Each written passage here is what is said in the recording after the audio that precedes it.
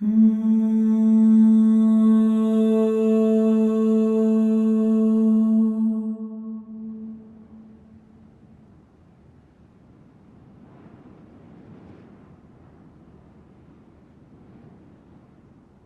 do you do? I am the Executive Director for African Youth Initiative Network, which is a Ugandan youth-led human rights organization working to promote peace and justice among the communities affected by war in northern Uganda and around Africa. I also sit in the Global Advisory Committee to the High Commissioner for Refugees on Gender, Forced Displacement and Protection. So basically, my role as a human is to be active in the society, promoting peace and spreading the messages of hope among the population who have been affected by conflict. What drove you into this field? What drove me to start doing what I'm doing today is my personal childhood experience. I was born and raised in northern Uganda. And whoever knows Uganda knows it's a country that has been through history of civil wars and conflict for many years. Uganda is a country that has, over the last 50 years since independence, has never seen any peaceful political transition. So it's been military coups after another.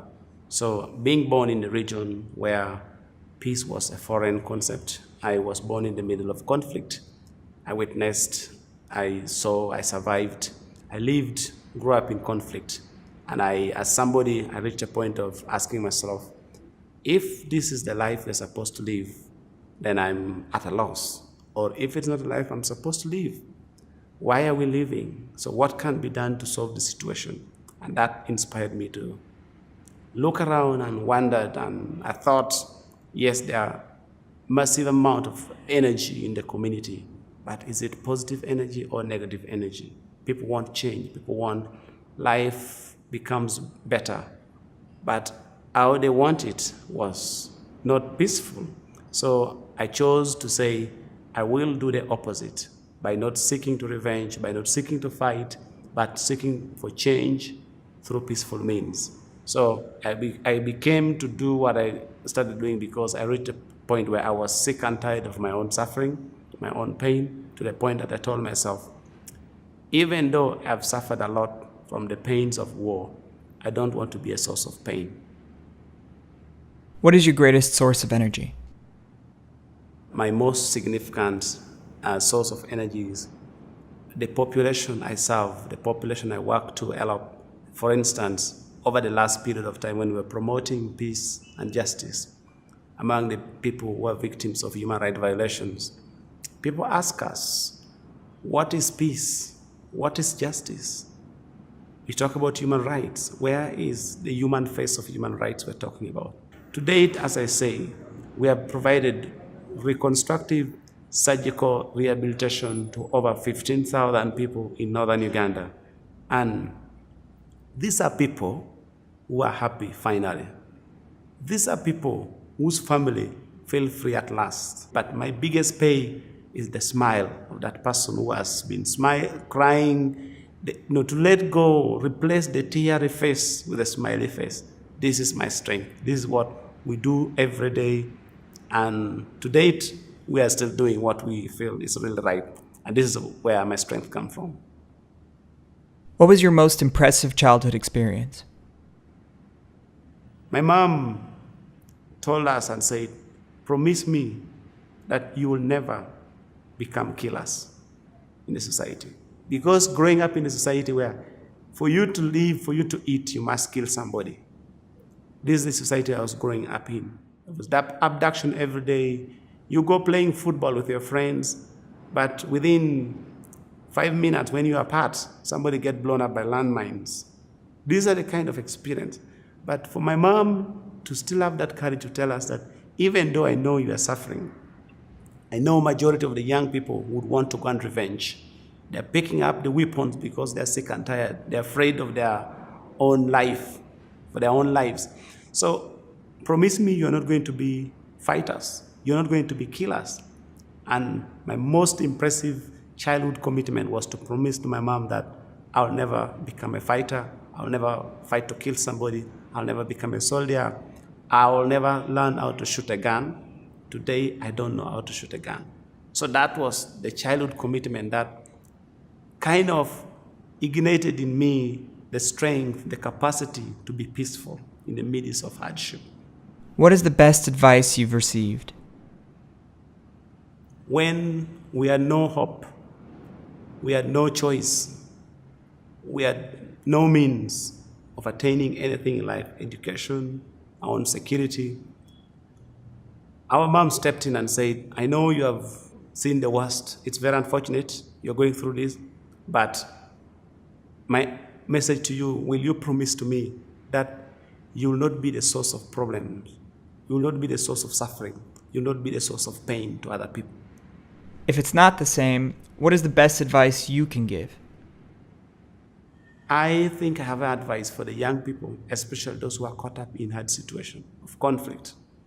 The world as it is, I'm seeing a generation of frustrated energy, the bitter generation, angry. We have a society, especially in Africa, we have a society with a generation of young people who are panicking to strike, with urge to strike back, to revenge for the losses they've seen. Yes, I know it's a very difficult situation. Having been in conflict for over 20 years, surviving all through my life, it's very difficult to be peaceful in that situation. But it's the worst to even be violent in that situation. Being violent in violent situation is the worst idea you can ever take because it escalates the situation. It makes it terrible. But what I'm saying here is, if we have a society like young people caught up in all this kind of difficult situation, difficult decision to make, choices have become extremely difficult, I would advise, I would talk to young people that no situation is permanent. And the number one way out of that situation is to make the right decision, to make the non-violent decision. What would you like to achieve in this lifetime? Making Africa a continent of peace. I know I can do it. I know I just need to have that belief that for me to do it, I need to believe in myself that I have the power, have the means, have the desire to do it. Why I want to be in Africa is, one, we can work towards improving the image of the continent. I want to be able to witness a generation of Africans where war has fallen in disfavor among the young people. War is no longer the priority. War is no longer the option. War is no longer the choice. Because only through war that we continue to see Africa continues to lag behind the rest of the world. If I can work for this, if I can mobilize young generation of African leaders who can share this dream, whom I know majority do share the dreams, then work towards, then we can mobilize ourselves, then we are going to have a continent where peace will prevail. Then secondly, I seek to work for Africa where there's a global improved attitudes among and towards African people. What brings us together? I think what brings us together as human race is the feeling of humanity towards one another. In totality, not only just because you're human, you must be my laborer, or you must be my slave, you must be my subordinate.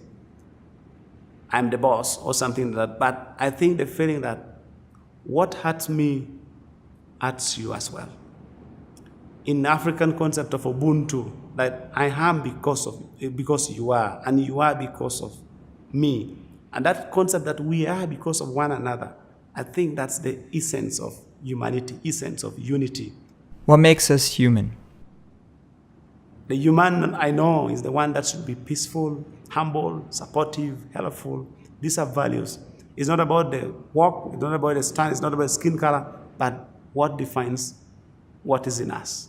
I think it's important that we know these values are important, and this is what will make us more human. What is the most courageous decision you've made?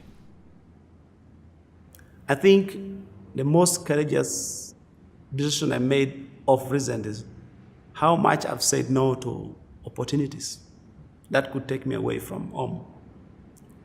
There are great opportunities, job opportunities around the world, study opportunities around the world. Yes, if I wanted to, I would have studied, I would have done many, many stuff. I would have been employed in the most lucrative jobs around the world. But I look back and say, no. I would be happy myself. I would be paying myself well. I would be earning what I need to live a better life. But my heart is home. I chose to remain in the community. I said no to many opportunities because I chose to stay in the community, use my means to struggle every day to continue helping people. What does home mean to you? Home to me is not my geographical boundary. Home means where I feel safe, where I feel accepted, where I feel I'm entitled and respected. Geographically, we are defined as a continent of many countries, but I want Africa to be home.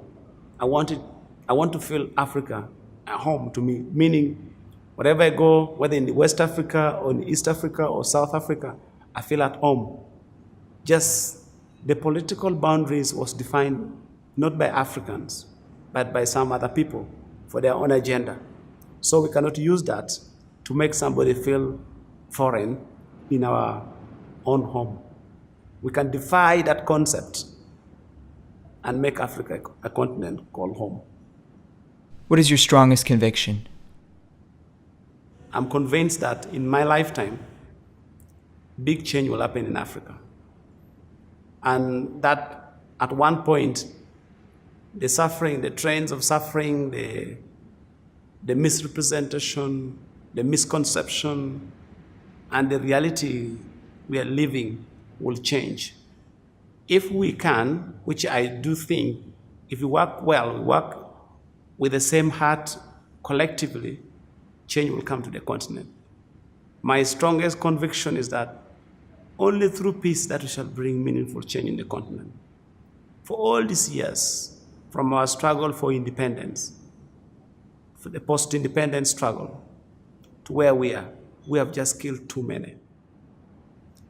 I do feel the era of dictatorship is fast disappearing. I do see that in not so long time, the right generation will take over power. And I hope we will go over this concept of military overthrows of power and reach a point where power is handed over because the law is respected. That is what I do feel. That's what I hope it will happen in my lifetime. What role does spirituality play in your life? The role spirituality plays in my life is huge. On the peak of war, on the peak of suffering, of hopelessness and desperation, together with my family, together with the community, we had one thing that remained with us: faith. We had faith in our choices. We had faith in our future. We had faith in all the voices that came to us. So having that faith, having the belief that one day the life we are going through would be over, and believing that our choices were right, it made us who we are today. So I'm prayerful, not so super religious, but I'm prayerful. I'm grateful to supernatural power. And I think in all religions, in all beliefs, there is peace, there is strength, and we need to capitalize on that. Who are you?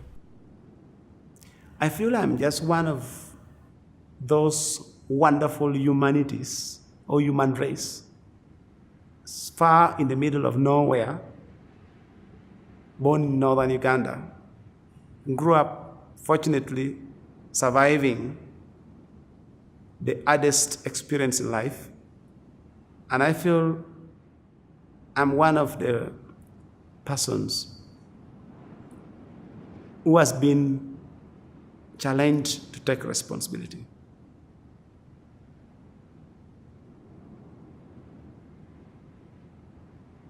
What's your name? And if you know, what does it mean? My name is Victor Ochen. Ochen is a name given to the second-born twin child in Uganda. Twins in Uganda or in Africa is treated as special people because they are natural and they're loved. And I must say I'm loved despite the fact that it was difficult, but we considered ourselves very loved because parents did everything to care for us. And Victor, I don't know how my mom came up with that name, but I think I like it so much. Victor is self-explanatory, and I am happy for that.